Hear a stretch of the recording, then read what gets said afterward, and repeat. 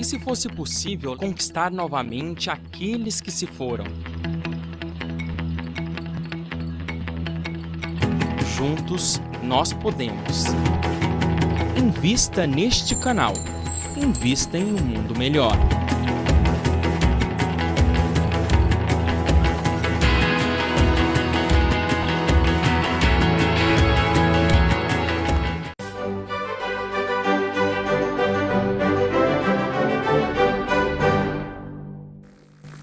Voltamos com o programa Filosofando, que hoje está falando de um artigo escrito por Kardec na Revista Espírita de 1866, A Visão de Deus.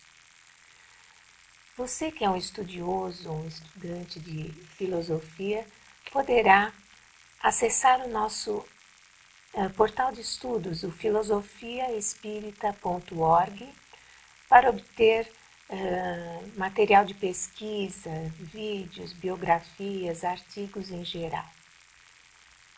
Professora Sônia, no bloco anterior, nós terminamos com a seguinte pergunta. Como podemos conhecer a Deus? Márcia, eu vou recorrer a Allan Kardec. Olha só, ele tem várias passagens interessantes nesse artigo que você está aqui reproduzindo conosco. Duas passagens, eu vou ler as duas. Ele diz o seguinte: diante desses problemas insondáveis, nossa razão deve humilhar-se. Deus existe.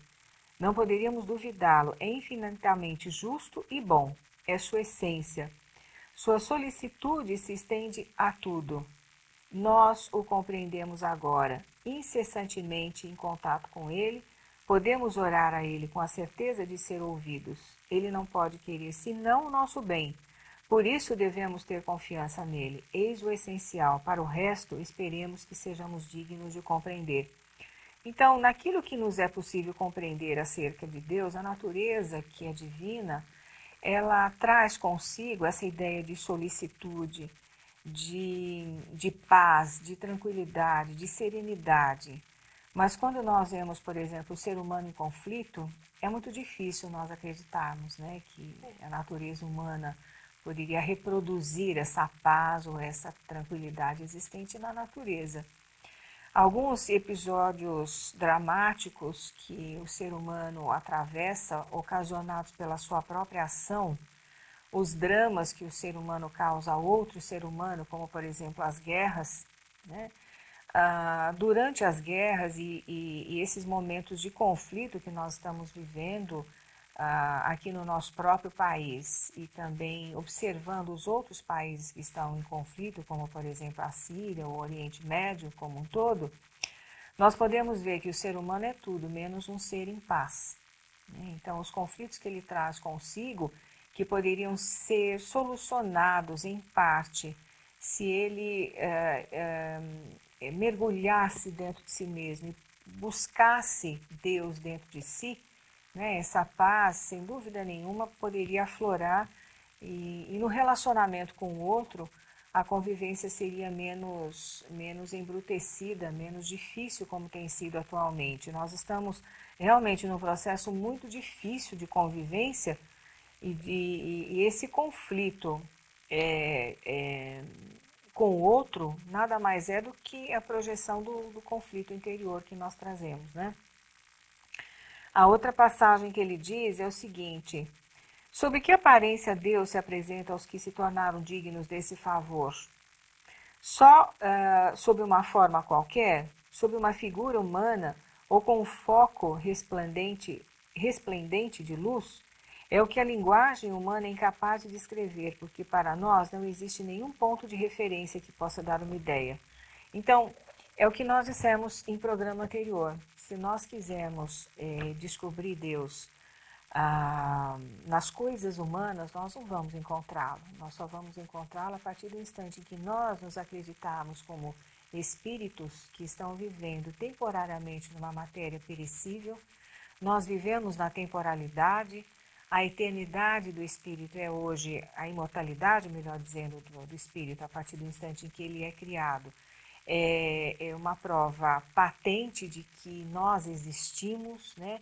Nós estamos aqui em experiências necessárias para o aprimoramento do nosso espírito, né?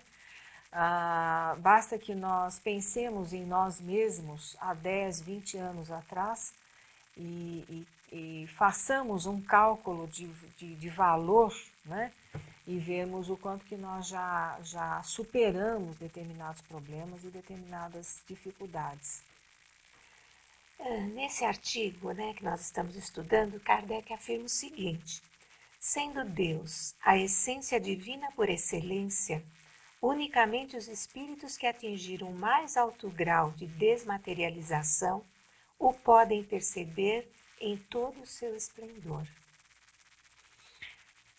Pois é, ele fecha, não é? Então, o que podemos dizer mais? A nossa capacidade perceptiva de Deus, enquanto limitada que é, não nos impede, contudo, de perceber a sua obra. Então, quando nós temos a oportunidade de ver através dos satélites as fotos da Terra, de planetas que estão próximos à Terra, e essa harmonia que existe no universo, a harmonia que existe no próprio planeta que habitamos, né? Então, é inegável que existe um ser, seja ele como for e quem for, ou o que for, né? Por trás de toda essa perfeição, né? Se Deus se reflete nas suas leis, as suas leis são perfeitas. O ser humano é que é imperfeito, né? Quando nós estudamos ali o Livro dos Espíritos, a questão 100 a 110, nós podemos nos enquadrar exatamente naquela imperfectibilidade. Por isso, a nossa incapacidade de perceber Deus até dentro de nós, né? E ela é relativa ao grau de depuração do espírito. Lógico, né, lógico. Kardec até usa algumas metáforas, alguns exemplos. Ele diz que nós estamos cobertos por véus. Cada vez que a gente vai se desfazendo, né, depurando o nosso espírito, vamos eliminando esses véus e a visão começa a se clarear. Isso. A percepção de Deus se torna mais clara, né? Exatamente, exatamente.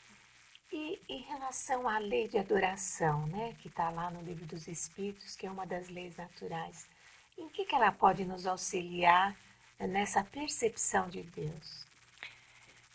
As leis divinas, elas estão na nossa consciência e uma delas é a lei de adoração. É o sentimento inato da percepção desse ser divino em nós e na natureza.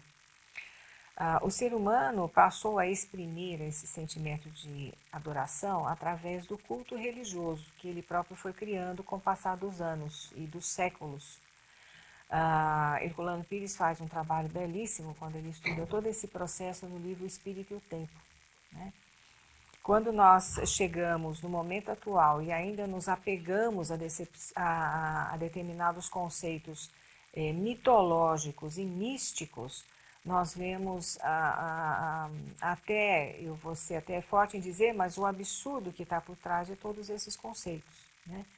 Na verdade, seria muito mais importante que nós olhássemos Deus em nós, Deus na natureza, Deus em tudo aquilo que nos cerca, para que nós pudéssemos aurir dessa paz e dessa harmonia necessária, muito mais necessária hoje, como nunca nós tivemos. Estamos caminhando para o final do nosso programa e eu quero deixar aqui um convite a todos vocês, nossos telespectadores e internautas.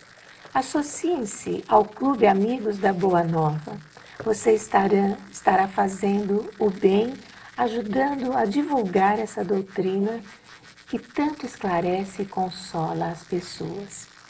Utilize o telefone 0800 12 18 38 ou acesse o site do Amigos da Boa Nova /Espiritismo SOS. Se você ainda não é sócio, poderá tornar-se. Se já é, talvez consiga aumentar a sua doação ou fazer uma doação esporádica. Contamos com a sua ajuda. Obrigada pela companhia amiga e estaremos juntos novamente na próxima semana nesse mesmo horário. Até lá!